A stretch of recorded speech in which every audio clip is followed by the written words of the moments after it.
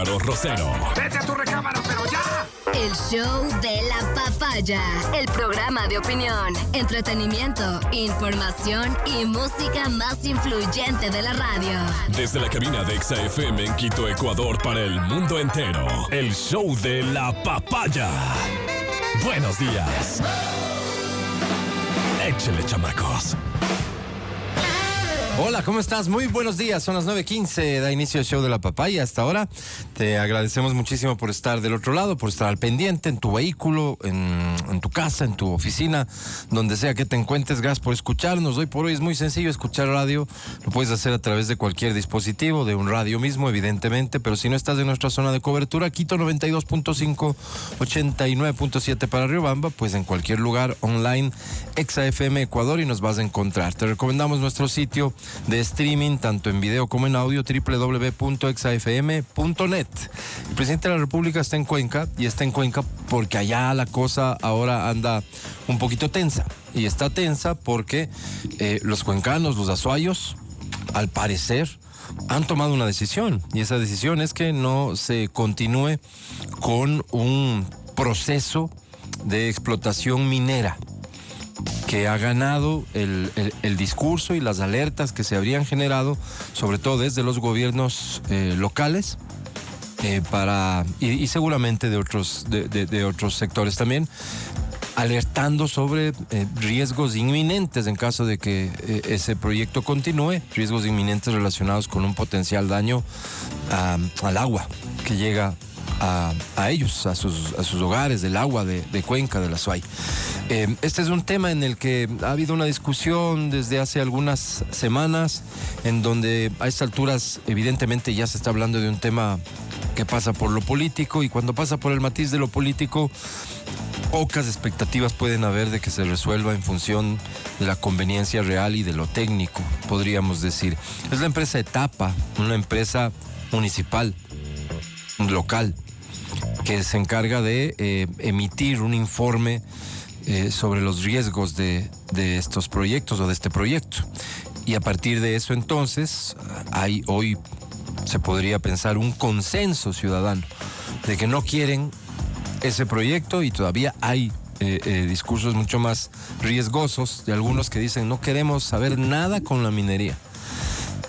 Entonces es cuando el tema se pone delicado, porque por supuesto que desde una ciudad como Cuenca, desde una provincia como la del Azuay, en donde ahora mismo tienes a dos autoridades locales que no juegan del lado del concepto nacional, que juegan para sí mismos, que juegan para el correísmo, que tienen ellos, y sobre todo el alcalde de Cuenca, una visión, según me han dicho, de que él puede llegar a ser un líder nacional importante. En fin, todos estos cálculos políticos hacen que la relación, que debería ser transparente y en beneficio de los ciudadanos entre gobierno central y gobiernos seccionales, opere de una manera correcta para que las decisiones que se tomen sean las mejores. Entonces, lo que ha hecho el gobierno al evidenciar que existe prácticamente, insisto, un consenso de la sociedad allá, pedirles a las dos autoridades locales que se responsabilicen pronunciándose sobre la continuidad o no de estos proyectos, porque evidentemente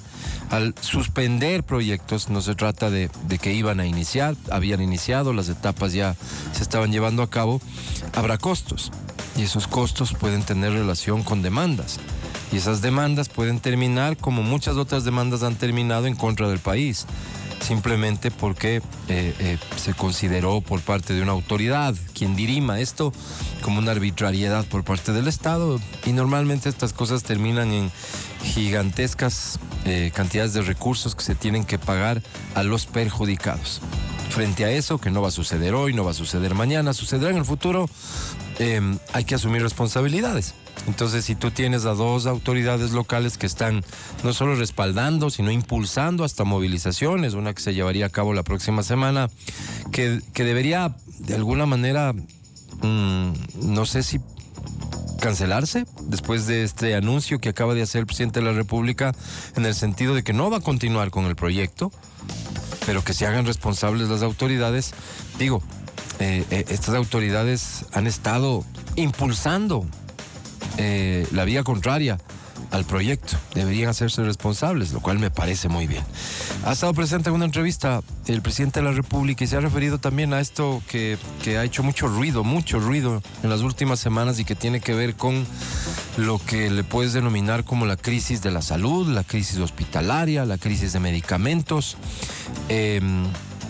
Y hace un anuncio importante el presidente. El presidente habla de que la próxima semana se va a declarar la emergencia, pero no la emergencia de todo el sistema, se va a declarar la emergencia a la compra de medicamentos y que se van a tomar medidas respecto de esto. Aquí está su declaración esta mañana. En las próximas semanas lo que vamos a hacer es declarar en emergencia la compra de medicamentos. No es el sistema de salud como tal, específicamente esa medida para hacer una compra importante de gobierno a gobierno o con alguna institución grande y comprar pues por lo menos 150 a 200 millones de dólares en medicamentos, y con esos medicamentos y mejor manejo de inventario ya nos ponemos al día de lo que se ha venido arrastrando hace mucho tiempo. Entonces, corrijo, no es la próxima semana, las próximas semanas, quiere decir que el plazo podría ampliarse un poquito. Pero ¿por qué se ha demorado y por qué no se hizo inmediatamente? ¿Por qué no se declaró la emergencia inmediatamente, al menos respecto de esta área de la compra de medicamentos? Porque lo primero que se hizo fue corregir la forma en que se van a comprar los medicamentos. Porque hoy, a estas alturas, ya sabemos. Recientemente, en esta semana, hace un par de días, el ministro de Salud y se dio una vuelta por algunos hospitales y se encontró, me imagino que viste el video, con que en una bodega de un hospital los medicamentos estaban ahí. Él fue personalmente a la bodega, abrió cajas y constató que habían medicamentos. Y por supuesto que pidió explicaciones. El video está en redes sociales, a los responsables de esa bodega, a los responsables de ese hospital, que se quedan mudos. Y entonces, ¿cómo funciona todo esto? Es un sistema de corrupción tan arraigado en los hospitales, y hay que ver desde cuándo, que de lo que se trata el negocio es evidentemente de, uno, que los medicamentos que se compran son los medicamentos que más margen, y me refiero margen de utilidad y margen de utilidad de corrupción, deja a quienes manejaban las compras localmente en los hospitales, no los que se necesitaba precisamente. Se prefería comprar y destinar más recursos a aquellos medicamentos que, en función del acuerdo con quien iba a resultar ganador del proceso, les pagaba más coima. Pero adicionalmente a eso, con los medicamentos que estaban ahí, que probablemente no llegaban bien, llegaban caducados, cosa que también se ha evidenciado en otros momentos, los medicamentos que sí estaban ahí se ocultan para que otro tipo de alianzas de corrupción funcionen, como las de las farmacias establecidas localmente, donde probablemente se venden los mismos medicamentos de los mismos hospitales que salen de manera corrupta, pero forzando a los pacientes, diciéndoles no hay, vayan a comprar ahí. Entonces, un círculo de corrupción muy bien organizado, del que en ciertos hospitales participaban en todos los niveles los funcionarios, no solamente los gerentes de hospitales o los encargados de las adquisiciones. Muy bien organizados, por supuesto contando con las personas que atienden, es decir, con médicos, con enfermeras, con camilleros. Casos de estos sin duda ha habido, sin duda hay. Y muy probablemente son la mayoría de los casos de los hospitales públicos. Entonces, declarar en emergencia de entrada era además facilitarles las cosas a estos mismos corruptos para que hagan las adquisiciones, todavía liberándose de más responsabilidades en el proceso de contratación, porque eso es lo que significa una emergencia. Y que no habría significado la solución al problema de desabastecimiento. Entonces, lo primero que se hace es intentar corregir. Entiendo que se va a hacer una gran adquisición centralizada y que se va a trabajar en el detalle del manejo adecuado de inventarios. Y esto fácil no debe ser, sobre todo cuando hay tanta gente involucrada. ¿En qué? En la corrupción, que es a lo siguiente que se refiere el presidente de la República. Se refirió esta mañana respecto del tema salud. Estamos en una crisis de corrupción. Hemos visto cómo en Manabí, como en Durán, como en diferentes lados, encontramos bodegas llenas de medicinas y mandan a la farmacia del frente a comprar. Y hemos tenido que sacar a todos esos malos elementos. ¿Cómo se combate la corrupción? Con HealthBird es un sistema. Va a estar primero en el IES y de ahí en el Ministerio de Salud Pública, en el que con inteligencia artificial administra los recursos de salud. Esa es la forma en que se puede controlar la corrupción, evitar las derivaciones y sacarle el máximo provecho a la inversión pública. Derivaciones, otro delicadísimo tema. No es que un sistema de derivaciones esté mal concebido. De ninguna manera se tiene que cerrar las puertas a la posibilidad de que el sistema público, cuando no pueda ofrecer un servicio, derive pacientes al sistema privado. Pero tampoco se puede admitir que ese se haya convertido en la vía por la cual se fugaron cientos de millones de dólares, pues. Que haya clínicas y hospitales privados que, en función de sus acuerdos con los responsables de estas decisiones en el sector salud público, recibían muchísimos pacientes e incluso cosas, digamos, mucho peores. Que se les derivaba cosas inexistentes y se les pagaba por servicios que no habían prestado.